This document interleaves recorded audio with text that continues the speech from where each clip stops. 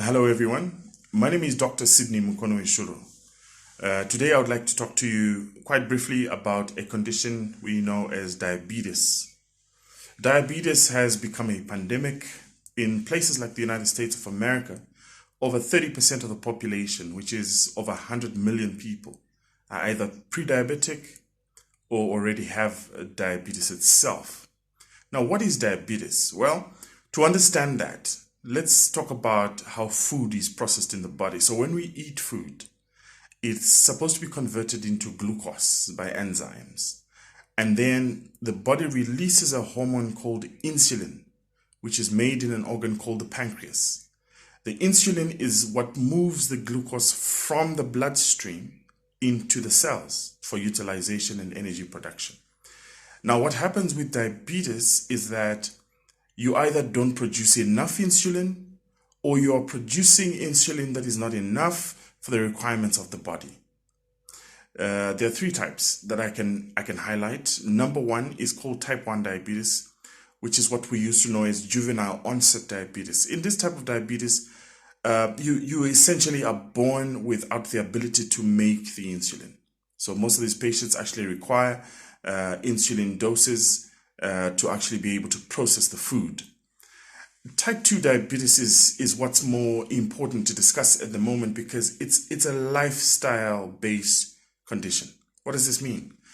Our lifestyle has become one of a sedentary nature, not much physical activity, and we're eating a lot of junk food, a lot of processed food, and as a result, people's BMI or body mass index goes way above normal and they become overweight and obese.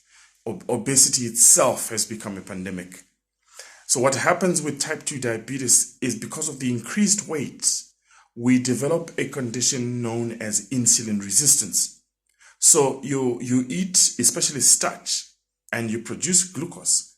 The glucose spike then triggers production of insulin, but you're not able to actually use the insulin. So the glucose continues to circulate in your bloodstream. And as a result, you become diabetic because your body just has become insensitive to the insulin. The good news is that you can actually reverse the effects of type 2 diabetes or the type 2 diabetes itself.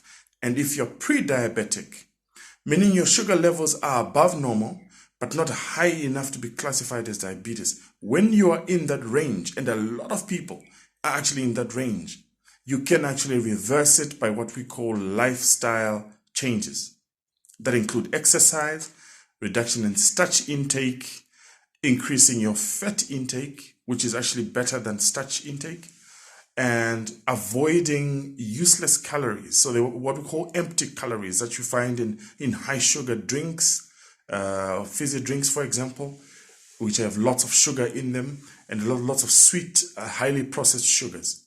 The third type, of course, is gestational diabetes, which happens when you're actually pregnant. So let's talk about the lifestyle changes that one can do to try and reverse their type 2 diabetes. Top on that list is exercise. You need to exercise at least 5 times or 5 days of the week, 30 minutes a day. So 30 minutes a day for at least 5 days of the week. What we recommend is what we call aerobic exercise. Aerobic exercise is exercise that makes your heart beat faster. What that does is that helps you control the blood sugar because you're actually burning it as you exercise. And the second thing that does is it actually helps you reduce the weight. That means reversing the issue of insulin resistance and also the type 2 diabetes. In some reports, some people have successfully been able to almost reverse type 2 diabetes by simply instituting lifestyle changes. The other thing I'd like to point at is your diet. You really need to cut down on the starch. We don't need as much starch as the food industry has made us believe. You actually need lots of protein, lots of fresh fruits and vegetables, and of course, just enough starch. They talk about the baboon and how it'll never get diabetes because it eats 17 times a day. So small, frequent meals are better than the huge doses of starch that we normally do take. So exercise, exercise, exercise. I'm glad that you guys are about to start your Zumba classes.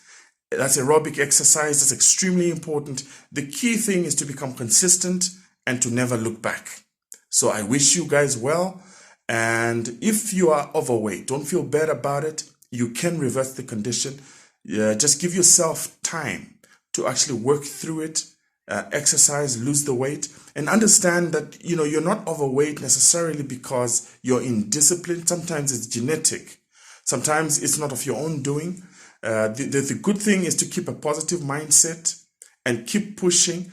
I know a lot of people who want to exercise and jump onto the scale. Well, don't do that. Give yourself time. Give yourself a year, 2 years. Achievable goals. The important thing is consistency. Just keep doing it and don't stop. I wish you guys well.